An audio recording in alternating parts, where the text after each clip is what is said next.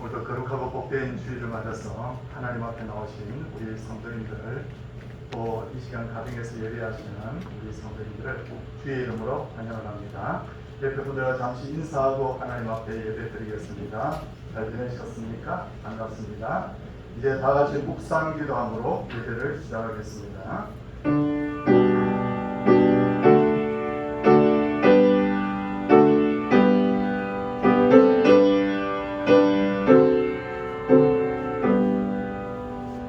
수고하고 무거운 짐진 자들아 다 내게로 오라. 내가 너희를 쉬게 하리라. 나는 마음이 온유하고 겸손하니 나의 멍에를 메고 내게 오라. 그리하면 너희 마음이 쉼을 얻으리니 이는 내 멍에는 쉽고 내 짐은 가벼우니라 하시니라. 아멘. 이 시간 우리 사도신경으로 신앙을 고백하겠습니다. 나는 전능하신 아버지 하나님 천지의 창조주를 믿습니다. 나는 그의 유일하신 아들 우주 예수 그리스도를 믿습니다.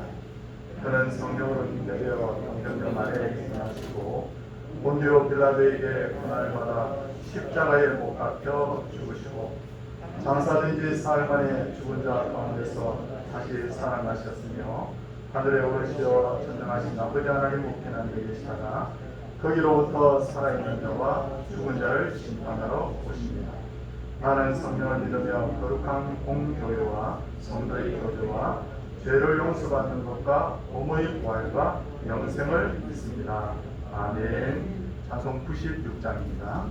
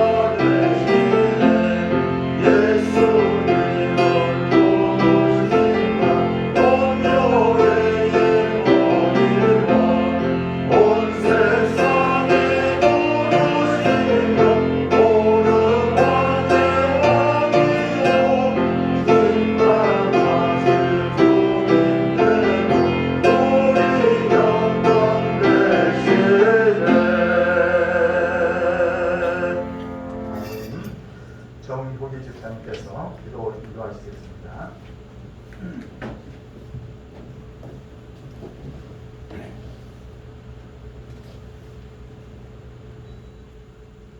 평안을 너희에게 주노니 곧 나의 평안을 너희에게 주노라. 내가 너희에게 주는 것은 세상이 주는 것 같이 아니하리라. 너희는 마음에 근심도 말고 두려워하지도 말라. 살아계신 아버지 하나님, 지난 한 주간 동안 우리의 삶을 인도하여 주시옵고 오늘 우리에게 주님의 날을 허락하시니 감사드립니다. 우리를 구원으로 인도하시는 하나님의 은혜에 감사합니다. 오늘도 우리에게 주신 이 약속의 말씀 붙잡고 기도드립니다. 아버지 하나님, 고단한 삶으로 지쳐있는 우리의 영과 입을 강건하게 하시옵소서.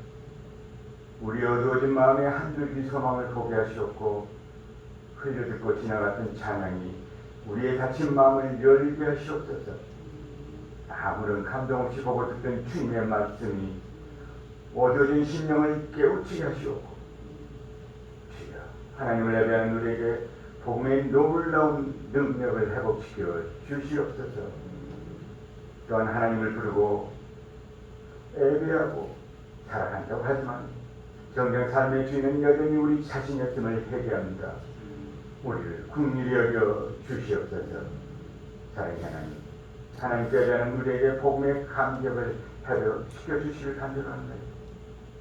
주여, 하나님의 뜻이 우리 예배 가운데 우리의 삶에 이루어지게 하시옵소서. 아버지 하나님, 오늘도 우리에게 주실 은혜를 사모합니다. 힘겨웠던 우리 삶이 오늘 주님을 향한 예배로 위로와 용기를 얻는 복된 시간이 되게 하여 주시옵소서. 믿음으로 구하고 찾고 두드리는 모든 심령들에게 하나님의 풍성하신 은혜가 넘치게 하시옵소서. 사랑의 하나님, 우리 서울 동산교회를 붙들어 주시길 간절합니다. 교회의 본질적인 사명 가르치고 치료하고 전파하는 교회로 거듭나게 하시옵소서. 작년 한 해는 코로나 인하여 교회 활동이 제약을 받아서 너무나 위축되고 힘들었습니다. 올해는 코로나가 하루빨리 종식되어서 하루빨리 교회 활동이 정상화되게 하시고 마음껏 찬양하고 예배드릴 수 있는 시간을 주시옵소서. 그리하여 올해 계획하고 목표한 우리 교회의 모든 행사 일정이 차질없게 진행되게 하게 주시옵소서. 또한 특별히 이 교회에 들어가시는 목사님 친히 붙들어 주시길 간절합니다. 성령으로 인치시켜 주시옵고 명관에 강건하게 하시옵고 우리 교회와 약물 이끌어가실 때 부족함이 없는 귀한 종으로 삼아 주시옵소서. 말씀의 능력으로 거듭나게 하시옵고 이 시대에 영적인 지도자로 거듭나게 해주시옵소서. 사랑의 하나님, 오늘도 뭔가 마음이 병들어 아픈 상처 부여하고 눈물로 흐르는 주님의 자녀들을 보살펴 주시길 간절합니다. 치유의 은혜를 베풀어 주시고 회복의 은혜를 체험하게 하시옵소서. 주님의 손으로 친히 안수하여 주셔서 모든 질병이 완쾌되는 놀라운 역사가 임하게 하시옵소서. 사랑의 하나님, 우리 고유의 명절 설 명절이 다가왔습니다. 이번 설에는 코로나로 인하여 많은 제약을 받고 있습니다. 그렇지만 고향을 찾는 성도님들에게는 오고 가는 길 안전하게 지켜주시옵고 혹시라도 우상 숭배와 세상의 문화에 물들지 않게 하시옵고 주님의 은혜와 사랑이 넘치는 아름다운 설 명절이 되게 하시옵소서. 또한 이 나라 인족을 불쌍히 여겨 주옵소서. 북녘 땅에 치아교에서 눈물로 기도하면서 예배드리는 북한 성도님들의 기도 소리를 응답하여 주옵소서. 하루빨리 복음으로 통일된 역사가 일어나게 하시옵고 이 한반도를 주님께 친히 붙들어 주시옵고 세계 속에 우뚝 선 선교 사명을 감당하는 이 나라 인족이 되게 하시옵소서. 오늘 말씀을 전하신 목사님 진리와 성령의 말씀으로 전하시게 하시옵고 우리 정의서 시단의 찬양을 받아 주옵소서. 모든 말씀 예수님의 이름으로 기도드립니다. 아멘.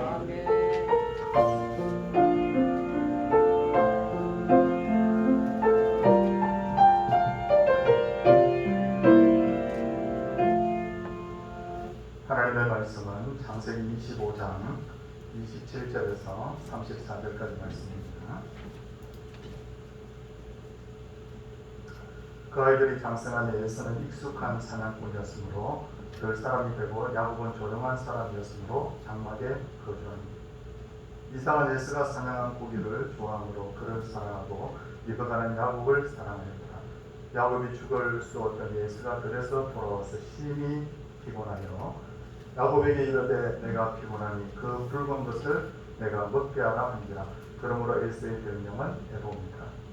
야곱이 이르되 형의 장자의 명분을 오늘 내게 판다.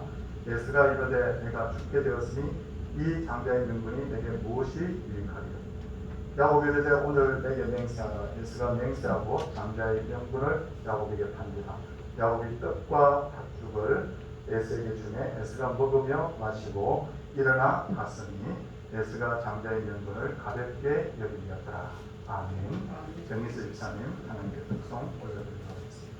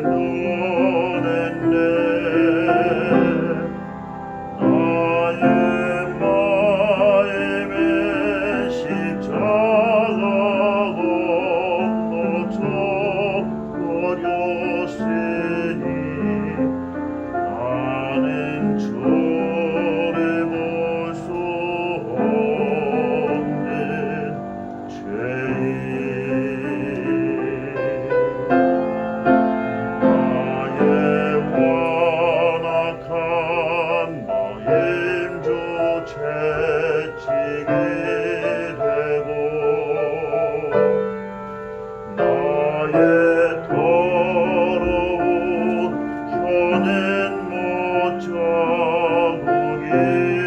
됐네.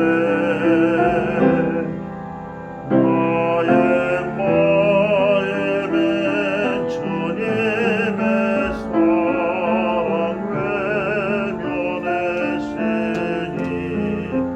나는 주를 만질 수도 없네. 주가 나의 모자르고 채찍질로 인하여 다시와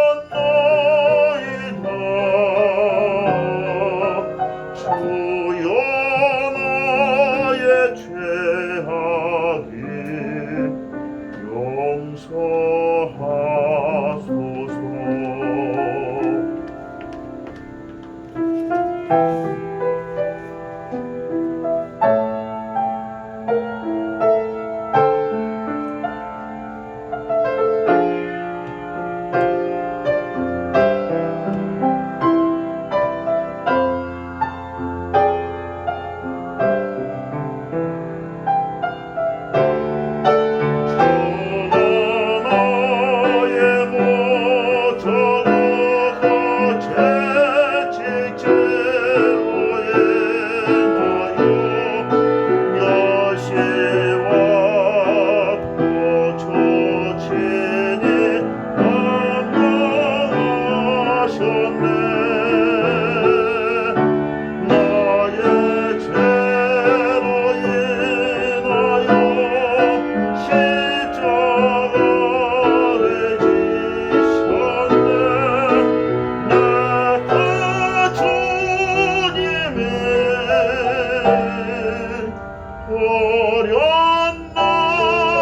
어렸나이다. 주여 나의 죄악이 용서하소서.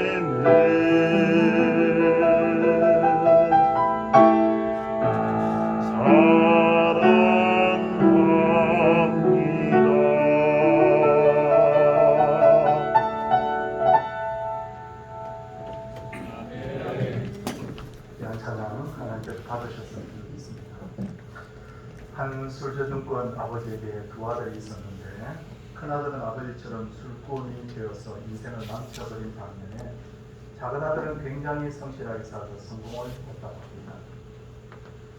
사람들에게 큰 아들에게 물었습니다. 당신은 어떻게 그렇게 술꾼이 되었습니까? 라고 물었더니 큰아들이 하는 말이 아버지에게서 보고 배웠습니다 라고 했고, 이제 작은 아들에게 당신은 어떻게 그렇게 크게 성공했습니까? 라고 물었더니 아버지처럼 살기 하기 위해서 노력을 했습니다 라고 그렇게 대답을 하더라는 거예요. 사람은 누구나 다 환경의 영향을 받지만 그것을 어떻게 받아들이냐에 따라서 완전히 다른 인생을 살게 되는 것입니다. 그로 인해서 이삭의 두 아들 중 야곱은 하나님의 인정을 받았고 에서는 하나님의 버림을 당했는데 오늘은 에스가 왜 믿음을 떠나서 버림당했는지, 왜 넘어졌는지에 대해서 말씀을 드리겠습니다. 먼저 에스가 넘어진 것은 자신을 잘 관리하지 못했기 때문에 실패했죠. 오늘 본문을 보시면 이삭의 큰아들 에스는 익숙한 사냥꾼이 되었고 작은 아들 야곱은 조용하여 있어서 장막에 거주했다. 그렇게 말씀하고 있어요. 그래도 어느 날 사냥을 갔던 에스가 집에 돌아왔는데 창세기 25장 29절을 보니까 그는 심히 피곤했다라고 그렇게 설명이 되어 있습니다. 하루 종일 산들을 누비고 다니다 보니까 완전히 기운이 소진한 것으로 보입니다. 근데 마침 동생 야곱이 죽을 쓰고 있는 거예요. 그래서 에서는 동생에게 내가 피곤하니 그 붉은 것을 내게 먹게 하라 그렇게 합니다. 그러자 야곱은 에서에게 장자의 명분을 하려고 요청합니다. 그 말을 들은 에스가 이렇게 이야기합니다. 내가 죽게 되었으니 이 장자의 명분이 내게 무엇이 유익하리요? 라고 하면서 그런 죽 한 것을 받고 맹세하고 그리고 장자의 명분을 동생이 팔아줍니다. 에스가 왜 이런 말도 안 되는 행동을 했을까요? 그것은 그가 너무 피곤했기 때문에. 얼마나 피곤했느냐? 오늘을 보니까 기절할 정도라고 그렇게 되어 있어요. 근데 그가 얼마나 피곤했던지 성경을 보니까 심히 피곤했다라고 그렇게 기록이 되어 있죠. 29절에 보니까 심히 피곤했다고 기록되어 있을 뿐만 아니라 그리고 29절과 30절에도 피곤했다는 표현을 성경에 거듭해서 기록을 하고 있는 것을 볼 수가 있습니다. 결국 에스가 무너져 내린 것은 바로 너무 피곤하고 배가 고프다 보니 일시적으로 잘못된 판단을 하게 됩니다. 이처럼 대부분의 사람들은 몸이 너무 피곤하거나 배가 고프거나 마음이 약해져 있으면 지쳐 있으면 전혀 엉뚱하게 잘못된 판단을 할 때가 있어요. 너무 피곤하고 너무 지쳐 있으면 남과 하지 않아야 될 약속을 갑자기 하는 경우가 있어요. 그리고 어떤 경우에는 내가 너무 피곤하고 지쳐 있으면 이렇게 마음의 과민 반응을 나타내거나 혹은 별거 아닌 일에도 내가 화를 내거나 그렇게 하는 경우도 있을 뿐만 아니라 별것 아닌 일에도 유혹에 쉽게 빠져 넘어집니다. 이걸 뭐라고 부르냐면 바로 에서 신드롬이라고 그렇게 말을 합니다. 그러기에 성도는 늘 자신을 살펴서 영적 육적 에너지가 고갈되지 않도록 자신을 잘 관리할 필요가 있는 거예요. 그런데 안타깝게도 우리는 이것을 알면서도 영적 육적으로 지나치게 자신을 지치게 할 때가 있습니다. 아이들은 뭐라고 합니까? 내가 죽을 힘을 다해서 공부한다고 그러죠. 그리고 어른들은 죽을 힘을 다해서 일을 한다고 합니다. 우리 사회는 그것을 이득으로 생각합니다. 그런데 죽을 힘을 다해서 공부하고 죽을 힘을 다해서 일을 해서 잘 되는 경우도 있지만 때로는 너무 사람이 쥐어짜듯이 죽을 힘을 다해서 하다 보면 잘못된 결과를 낳거나 결국 완전히 탈진해버리거나 혹은 영적 육적으로 병에 걸리는 경우도 있다는 것을 알아야 돼요. 왜 우리나라 사람들이 이렇게 여유 없이 살고 있을까요? 우리가 깊이 한번 생각해 볼 필요가 있어요. 우리는 과거에 40-50년 전까지만 해도 죽을 힘을 다해서 살지 않으면 먹고 살기가 힘들었던 과거의 기억을 가지고 있어요. 그리고 그보다 조금 더 오랜 시절에 6.25 전쟁 때는 죽을 힘을 다해서 도망가지 않으면 생명이 바로 위협을 받게 됐습니다. 거기다가 또 대부분의 남자들은 2-3년 동안 군대 생활하지 않습니까? 군대에 가면요 어떻게 합니까? 내가 불과 2-3분 만에 밥을 먹어야 될 때도 있고 5분 안에 샤워를 끝내야 될 때도 있고 정말 그렇게 살다 보니까 그것이 습관이 되어버린 것이 우리 민족의 하나의 슬픔이라고 볼 수가 있어요. 그런데 이제는 그렇게 살아서는 안 됩니다. 계속해서 죽을 힘을 다해서 살다 보면 별것 아닌 것에 시험에 빠져서 내가 정말 소중하게 여기는 것을 잃어버릴 그런 염려가 있다는 것을 알아야 됩니다. 하나님의 창조 원리는 뭡니까? 하나님의 창조 원리는 죽을 힘을 다해서 너희들 살아라. 그게 창조 원리가 아니에요. 하나님의 창조 원리는 뭐냐면 6일 동안 일했으면 7일째 되는 날 쉬어야 돼요. 사람이 낮에 일을 했으면 밤에 잠을 자야 되고 이게 바로 창조 원리라는 거예요. 십계명중 4계명이 뭐라고 말합니까? 엿새 동안에 힘써 내 모든 일을 행할 것이나 일곱째 날은 내 하나님의 안식일이니 아무 일도 하지 말라. 그게 바로 하나님의 창조 원리입니다. 성경을 보시면 예수님도 죽을 힘을 다해서 늘 3년 동안 죽을 힘을 다해서 복음을 전하셨던 게 아니에요. 뭐라고 되어 있습니까? 예수님은 종종 쉼의 시간을 가지셨고 하나님과 기도를 통해서 에너지를 다시 보충하셨던 것을 알 수가 있어요. 그리고 예수님께서는 제자들을 향하여서도 이렇게 말씀하십니다. 이르시되 너희는 따로 한적한 곳에 가서 잠깐 쉬어라. 이런 오고 가는 사람이 많아 음식 먹을 겨를도 없습니다. 성경에 그렇게 되어 있습니다. 그러므로 주일날 교회 오는 시간을 아까워해서는 안 돼요. 교회 와서 하나님 앞에 예배 드리는 것을 희생한다고만 생각하지 마십시오. 하나님 앞에 예배하는 것은 오히려 하나님께 드리는 시간이기도 하지만 내 영혼이 쉼어렵고 하나님께서 주시는 은혜로 내 마음을 채우는 시간임을 우리가 알아야 되는 것입니다. 성경을 읽거나 기도하는 시간도 우리가 아깝다고 생각하지 마십시오. 하나님의 말씀을 읽고 하나님과 기도로 교통하는 시간은 내 영혼이 영의 양식을 먹는 시간인 거예요. 사람은 영적인 생명체이기 때문에 영물이기 때문에 절대로 사람이 떡으로만 살 수 없는 거예요. 반드시 하나님의 말씀을 먹어야 그 사람이 참된 행복을 누릴 수 있는 것이 바로 영적 존재의 바로 사람입니다. 에서는 아버지 이삭의 편애를 받을 만큼 그만큼 매력적인 사람이었습니다. 그는 외모는 남자다웠고 그는 익숙한 사냥꾼, 다시 말해서 실력을 갖춘 사냥꾼이었다고 그렇게 성경은 말하고 있습니다. 그는 좀처럼 지치지 않는 체력을 가지고 있었을 것입니다.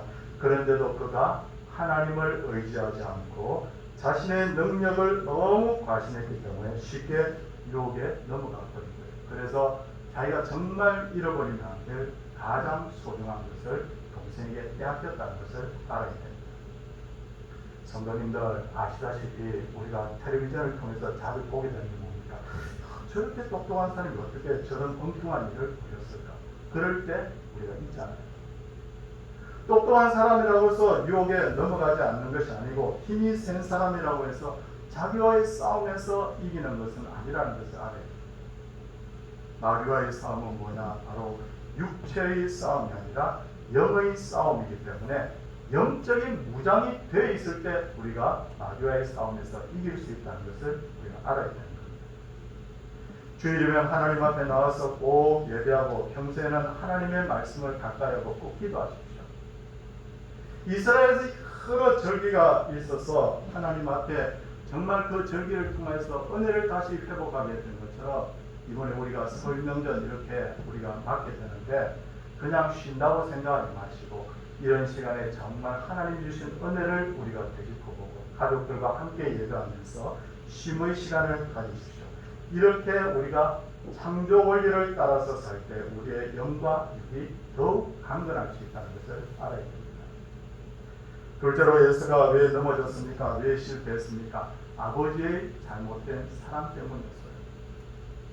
세상에 가장 중요한 것은 바로 사랑입니다. 세상의 것을 다 가졌다고 하더라도 내가 사랑할 대상이었고 또 내가 사랑받지 못하고 있다고 하면 그 사람의 인생은 실패한 인생이요 바로 지옥과 같은 인생이 되고 마는 것입니다.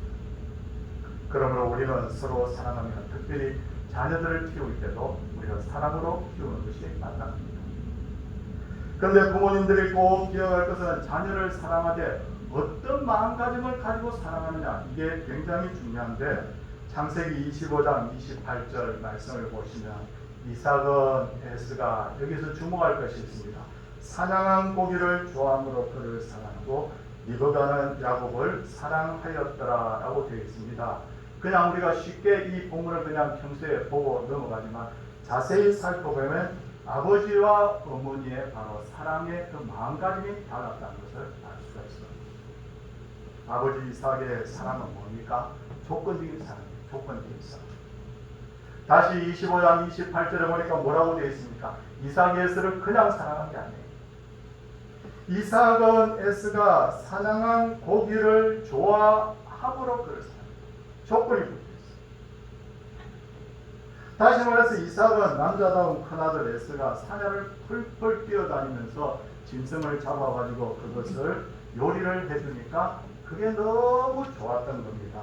이삭의 사랑 방법은 인간적인 방법이었고 조건적인 방법이었고 그 아들 그 요리 그걸 생각할 때마다 그 아들을 사랑하는 마음이 그해진 것으로 보입니다. 그러다 보니까 이삭이 보기에 남자다웠던 에서는 자기의 뒤를 이을 제목으로 보였던 거예요. 그래서 하나님의 말씀이 귀에 들어오지 않습니다. 하나님의 말씀이 뭐라고 되어 있습니까? 그들이 바로 뱃속에 있을 때 하나님께서 말씀하시기를 큰 자가 어린 자를 섬기리라고 말했음에도 불구하고 그냥 그 에스가 가진 조건이 너무 좋으니까 요즘 말로 하면 능력이 뛰어나고 공부도 잘하고 남자답고 이런 모습이 너무 좋아 보이니까 하나님의 뜻은 그런지 몰라도 에스로 하여금 내 길을 잇겠다는 그런 마음을 그 아버지 이삭이 가졌던 거예요. 그런데 어머니 리브가는 야곱을 사랑하되 조건 없이 사랑합니다. 다시 28절 말씀 보니까 뭐라고 되어 있습니까? 조건 없죠? 리브가는 야곱을 사랑하였더라 라고 되어 있습니다. 무조건 야곱을 사랑했고 어떤 면에서는 야곱이 선한 사람이었습니다. 그런데도 불구하고 특징이 없는 사람이었는데도 불구하고 조건 없이 그 아들을 사랑한 것을 볼 수가 있어요. 그 결과 순수한 사랑을 받지 못한 에서는 순수한 사랑에 대해서 배우지를 못합니다. 야곱은 어머니를 통해서 사랑이라는 것은 바로 그런 것이구나. 사랑이라는 것은 조건이 없어야 되는구나. 내가 조용한 사람이라서 특색이 없는 사람, 무색무취의 사람이었음에도 불구하고 사랑하셨던 어머니처럼 사람을 그렇게 사랑해야 되는구나 라고 바로 그가 배울 수 있었던 것입니다. 에서에게 있어서 아버지의 사랑은 계산적인 것으로 보였을 것이고 그는 아버지에게 사랑을 받기 위해서 큰 죽을림을 다해서 산과 들판을 뛰어다녔을 것입니다. 그래서 사랑을 해서 가지고 왔을 거예요. 그럴수록 그는 뭡니까? 이 조건 때문에 아버지가 나 사랑하는구나. 그렇게 생각하고 그렇게 하면 할수록 그는 하나님과 멀어졌고 점점 그 인생은 지쳐만 갔다는 것을 알 수가 있어요. 우리는 자녀를 사랑하되 그냥 조건 없이 정말 사랑하는 그 방법을 배워야 돼요. 제가 역사책을 보면서 하나 이렇게 보게 된 이야기가 하나 있는데 로마의 역사에 있어서 호민관으로 큰 역할을 했던 빛나는 업적을 남겼던 형제가 있는데 바로 그라쿠스 형제라는 바로 이 형제입니다. 그들은 아버지를 일찍 여였습니다. 그래서 어머니 코르넬리아와 함께 그렇게 살았습니다. 그런데 어느 날 이 코르넬리아 이 두 아들과 함께 사는 이 집에 귀족들이 방문을 해가지고 좀 가까이 지내는 귀족들이었던 것 같아요. 그 사람들이 대화를 하는 중에 보물에 대한 이야기가 나온 거예요. 어느 한 여인이 이렇게 이야기합니다. 이 사파이어 보세요. 이 사파이어가 저 멀리서 남편이 구해온 거랍니다. 그럴 때 옆에 있는 이 한 여인이 이렇게 말합니다. 이 다이아몬드 보세요. 이 다이아몬드는 세상에 몇 개 안 되는 아주 귀한 보물이랍니다. 그리고 또 옆에 있는 여인이 이렇게 이야기합니다. 남편이 이번에 이렇게 귀한 보석을 저에게 주었어요. 이렇게 서로 이렇게 자랑을 하다가 이 여인들은 코르넬리아를 약간 멸시하는 눈으로 바라보면서 코르넬리아, 당신의 보물은 뭡니까? 라고 그렇게 한번 자랑해 보라는 거예요. 그때 코르넬리아가 바로 두 아들을 그들 앞에 데리고 왔으면 이 아이들이 바로 저희 집의 보물 중에 보물입니다. 그렇게 말했다는 거예요. 그 여인들이 다 콧방귀 꼈어요. 어린애들 아직도 코 올리게 아이들이 무슨 보물이라고. 그런데 결국 어머니의 극진한 사랑을 받고 자란 이 아이들은 성장해서 가난한 자들을 위한 바로 개혁을 시작하는 거예요. 그래서 형이 먼저 호민관이 되어서 가난한 자들을 위해서 헌신하다가 그 많은 귀족들에 의해서 살해가 되고 동생이 다시 호민관이 되어서 또 가난한 자를 위해서 일하게 되고 그래서 로마의 역사를 바꾼 정말 보물 중에 보물과 같은 그 형제가 되었다고 합니다. 특히나 자녀는 부모를 통해서 이 말씀을 꼭 기억해야 돼요. 하나님의 모습을 본다는 거예요. 부모의 사랑을 받지 못한 자는 하나님을 어떻게 인식하느냐면 하나님의 그 양면성이라는 게 있습니다. 하나님은 정말 사랑의 하나님이면서도 무서운 하나님인데 부모의 사랑을 받지 못한 그 자녀는 하나님을 인식하되 어떻게 인식을 하느냐면 무서운 분으로 그렇게 인식을 한다는 거예요. 그에 반해서 부모의 사랑을 받고 자란 자녀는 하나님의 모습을 상상할 때 어떻게 상상하냐면 사랑이 많으신 분으로 그렇게 생각한다는 거예요. 하나님을 무서운 분으로 인식하는 사람은 신앙생활이 행복하지 않아요.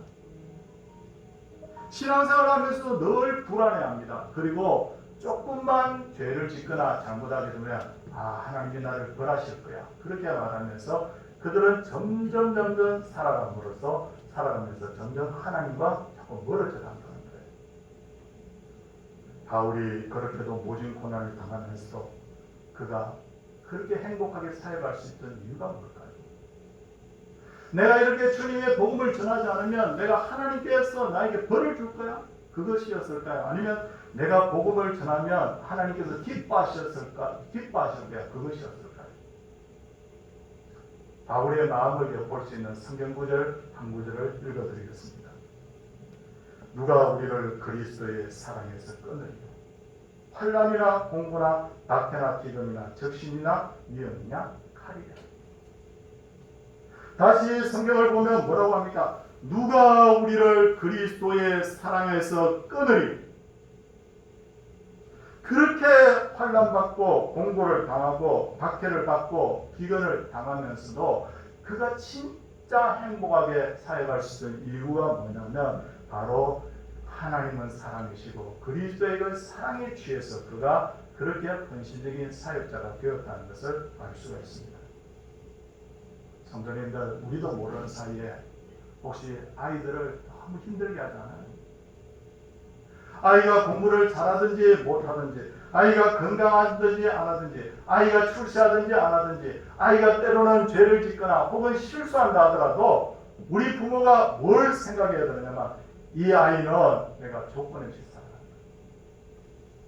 그렇게 할 때 이 아이들이 정말 자라면서 뭐냐면 하나님을 정말 사랑하고 이웃을 사랑하고 자기 자신을 제대로 사랑할 수 있는 아이가 된다는 거예요. 아이를 향해서 정말 부모들이 혹은 악담을 하지 않습니까? 넌 커서 뭐될래? 너는 내가 보니까 아무것도 할 줄 모를 것 같아. 이런 이야기를 아이들에게 계속해서 심어주면 뭐냐면 그 아이들이 그 말을 듣고 잘 되는 게 아니에요. 나는 쓸모없는 아이인가 보다. 그렇게 말하면서 노력을 해보다가 안 되면 좌절해 버립니다. 그리고 나중에는 뭐냐면 하나님을 떠나게 되고 결국은 자기 자신을 해치고 이웃을 해치는 사람이 된다는 거예요. 자녀를 사랑하되 우리가 조건 없이 사랑하는 것이 그렇게 중요하다는 겁니다. 셋째로 예수가 유혹을 이기지 못하고 넘어진 이유는 뭡니까? 장자의 명분이 얼마나 가치 있는 것인지를 그가 몰랐기 때문입니다. 장자의 명분이라는 것은 여러 가지로 설명되어 있습니다. 장자의 명분을 가진 자는 동생들에 비해서 2배 이상의 재산을 가지게 됩니다. 장자의 명분을 가지게 되는 사람은 그 집안 전체의 어른이 된다. 그런데 장자의 명분이 그것 이상입니다. 아브라함과 이삭의 뒤를 잇는 믿음의 계승자가 된다는 의미가 있었던 거예요. 그러나 예수는 그 가치를 몰랐습니다. 장자의 명분 그거, 명분 그 이름 그거 별 아무 의미 없어. 그렇게 생각합니다. 그래서 히브리서 12장 16절을 보면 혹 한 그릇 음식을 위하여 장자의 명분을 판 에서와 같이 망령된 자가 없도록 하라라고 되어 있는데 이 망령된이라는 말을 헬라어로 뭐라고 하냐면 데벨로스라고 합니다. 데벨로스라는 이 말은 거룩하지 못하다, 세속적이다, 불경스럽다, 속되다. 한마디로 이 데벨로스를 정리를 하자면 뭐냐면 영적인 것의 가치를 모른다는 것이에요. 영적인 것의 가치를 모른다. 그래서 그는 죽 한 그릇에 장자의 명분을 팔아버렸다는 거예요. 지금도 이런만 그리스도인인 사람들 중에는 에사와 같이 영적인 가치를 모르는 사람들이 참 많습니다. 하나님을 믿는다고 하면서도 세상적인 것을 너무 사랑해서 언제든지 세상이 주는 물질이나 어떤 세상적인 일 주는 어떤 쾌락이나 즐거움 때문에 그런 것 때문에 내가 얼마든지 믿음을 저버릴 수 있는 거예요. 세상이 나를 어떻게 보느냐를 더 중요하게 생각합니다. 하나님이 나를 어떻게 평가하느냐가 중요한데 세상이 나를 어떻게 평가하느냐 그것을 더 중요하게 생각합니다. 에서와 같다고 볼 수 있습니다. 신앙생활이라는 것이 때로 어려움이 있습니다. 때로는 신앙 때문에 나의 모든 것을 포기해야 될 때도 있어요. 이스라엘 백성들이 페르시아의 포로로 잡혀갔습니다. 포로로 잡혀간 그 이스라엘 백성들을 하만이라는 사람이 죽이려고 합니다. 그 첩보를 알게 된 모르드게가 에스더 황후에게 가서 에스더 황후에게 하인을 보내서 이 위기에 빠진 이스라엘 백성들을 구하라고 합니다. 그때 에스더가 그냥 바로 나서는 게 아니에요. 갈등합니다. 그러자 모르드게가 뭐라고 말합니까? 내가 만일 잠자면 하나님께서는 다른 사람을 통해서 당신의 백성을 구해낼 것이고 너의 집안은 망할 것이다. 내가 황후의 자리에 앉은 것이 이때를 위함인지 누가 알겠느냐. 그러자 그때 저 에스더가 정신이 번쩍 들어서 죽으면 죽으리라는 유명한 신앙 고백을 하고 그는 황제를 만나서 이 일에 대해서 이야기하게 되고 결국은 자기 민족을 구한다는 그 내용이 에스더서에 자세히 기록되어 있죠. 성도님들 뭘 말씀하고 있는 거예요? 예수 믿는 사람이 하나님 믿는 사람이 더 형통하거든요. 하나님 믿기 때문에 나는 전혀 영적 갈등이 없거나 두려움이 없는 그런 사람이 된다는 말이 아니에요. 때로는 내 생명을 내어놓아야 될 것처럼 위기의 상황에 빠질 수도 있지만 그럼에도 불구하고 포기할 수 없는 것이 뭡니까? 하나님. 그럼에도 불구하고 포기할 수 없는 것이 뭡니까? 바로 믿음이라는 거예요. 지금 코로나 때문에 세상 사람들이 교회를 보는 눈이 곱지가 않잖아요. 요즘 신문을 한번 볼 때마다 또 교회구나 라는 어떤 탄식이 터지면서 정말 마음 아플 때 많아요. 직장에서는 내가 교회 다닌다는 것을 말하기도 요즘 부담이 된다고 합니다.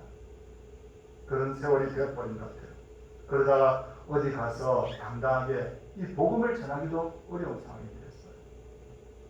그런데 이 시점에서 우리가 좀 본질적으로 나 자신에게 좀 물어야 될 내용이 있어요.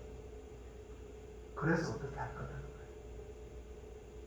세상 사람들이 우리를 비난합니다. 세상 사람들이 오해하는 부분도 있고 우리가 잘못한 부분도 있고 어쨌든 세상 사람들이 색안경을 끼고 우리를 보고 있을 때 그럼 우리가 두렵다고 세상 사람들이 평가가 무섭다고 해서 하나님 포기할 겁니까? 신앙을 포기할 겁니까? 우리 자신에게 정말 한번 물어보십시오. 내가 정말 두려워하는 것이 하나님이 오늘 나를 어떻게 보느냐 이게 두려운 겁니까? 아니면 세상이 우리를 어떻게 보느냐 이게 두려운 겁니까? 답은 다 나와 있습니다. 뭡니까? 고민이 되고 힘들고 에스더처럼 그렇게 갈등이 생기는데도 불구하고 포기할 수 없는 것이 바로 하나님. 포기할 수 없는 것이 뭐냐면 바로 신앙입니다. 장자의 명분을 동생에게 빼앗긴 예수는 이내 동생에게 빼앗긴 장자의 명분이 얼마나 가치 있는 것인지를 뒤늦게 깨닫게 됩니다. 그래서 아버지 이삭을 만나서 이렇게 말합니다. 소리질러 슬피 울며 아버지여 내게 축복하소서 내게도 그리하소서. 그러나 이미 한번 장자의 이 축복이 선포가 되었기 때문에 돌이킬 수가 없었어요. 저는 감히 이렇게 말씀드립니다. 하나님보다 사람을 더 두려워하는 사람, 신앙의 가치가 정말 얼마나 중요한지를 모르는 사람은 나중에 에서처럼 이렇게 될 것이다. 나중에 우리가 죽음 후에 하나님의 그 심판대 앞에 서있을 때 하나님이 이렇게 말할지도 모릅니다. 너는 형통할 때는 나를 잘 믿더니 사람들이 늘 비난하고 힘들 때는 나를 모른 척했구나. 그때 우리가 당할 것이 뭐냐면 이를 갈며 슬퍼하게 됩니다. 우리는 절대 그렇게 되어서는 안 됩니다. 절대. 하나님 앞에 나중에 심판대가 써가지고 그때서야 이를 깔고 슬퍼한들 한 번 지난 구원의 때라는 것은 다시 돌아오지 않는다고 기억하십시오. 성도님들 오늘 에스를 살펴보면서 어떻게 그렇게 믿음의 명가에서 태어났는데도 불구하고 믿음을 저버리고 넘어졌습니까? 영적 관리에 실패했구나. 그가 정말 하나님이 주신 그 복의 가치를 정말 몰랐구나. 그가 마음속에 담고 있는 것은 하나님을 진정으로 순수하게 사랑하는 마음을 배우신 거예요. 이걸 잘 기억을 하셔서 성도님들 어려울 때 진짜 신앙을 보는 거예요. 어려울 때 진짜 신앙. 우리가 이 어려운 시기를 잘 이겨내고 믿음의 다른 박질을 승리하는 그런 하나님의 귀한 백성 되기를 주의 이름으로 축원을 드립니다. 아멘. 함께 우리 찬송하도록 하겠습니다. 337장입니다.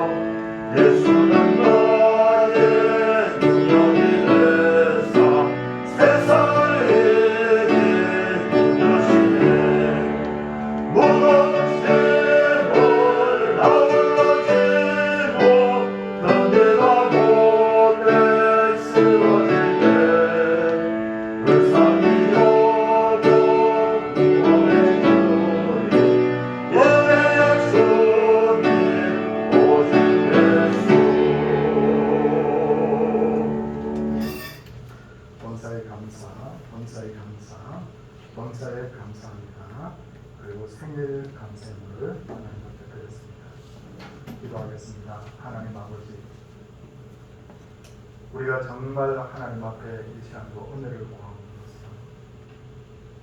하나님의 창조 원리대로 우리의 영광을 잘 관리하게 하시고 순수한 사랑을 계승하며 순수한 사랑을 배워 하나님과 이웃 자신을 정말 진정으로 사랑할 줄 아는 사람이 되게 하시고, 눈에 보이는 것이 아니라 하나님이 주신 영적인 것들의 가치를 알고 늘 믿음에 승리하는 하나님의 사람들 되게 하옵소서.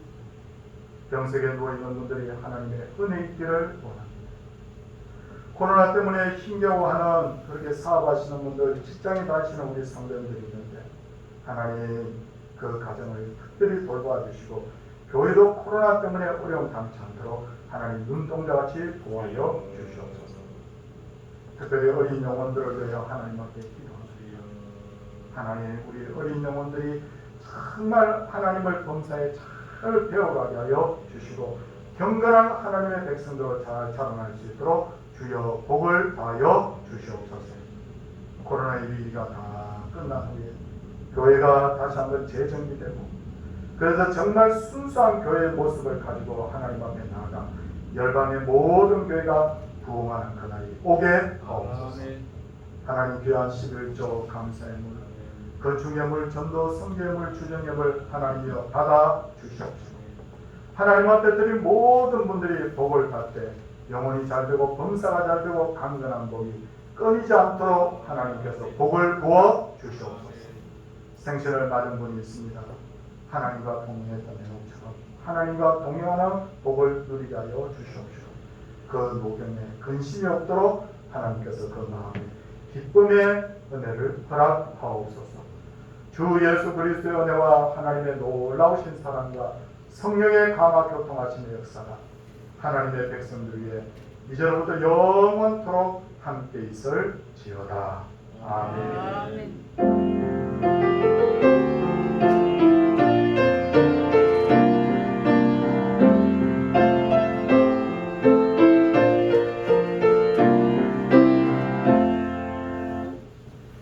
성도님들한테 광고 드리고 있습니다.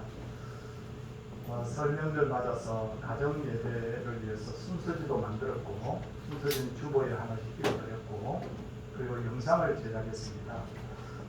계획하기로는 화요일쯤에 영상을 송출을 하도록 하겠습니다. 그래서 우리가 교육자들이 그 영상을 예배 영상을 주일 예배는 편집할 시간이 없어요. 근데 이 영상을 저희가 편집을 해서 예배 드리기에 딱 좋도록 그 토요일적으로 그렇게 편집을 해서 보내드릴 테니 우리 성도들 잘 활용하셔서 예배 드리시기 바랍니다. 영상 예배 드릴 때 데이터가 좀 많이 먹죠. 그래서 와이파이가 되는 지역에서나 아니면 제가 볼 때 이 코로나라는 것도 결국 이제 얼마 있으면 끝날 텐데 그때까지 통신사에 가서 요금을 조금 높여서 데이터 무제한 요금이라든지 이런 걸로 해가지고 그렇게 하면 조금 요금이 더 나올 거예요. 그래서 그냥 어디서 이제 마음껏 예배할 수 있도록 그렇게 한번 해주시면 어떨까 하고 제안을 드립니다.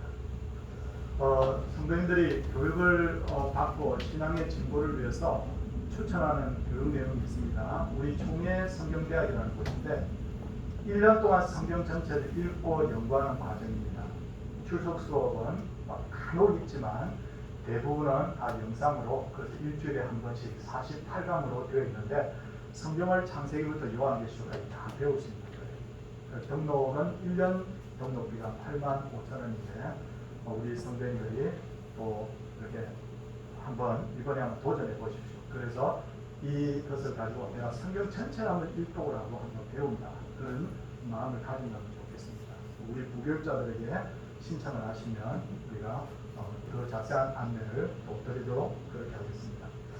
직원들 휴무는 이번 명절이 목금토주 뭐 이렇게 연휴가 이어져서 우리 직원들은 수 목금 이렇게 3일간 연휴를 앞에 하고 토요일 날은 이렇게 정상 근무를 하도록 그렇게 하겠습니다.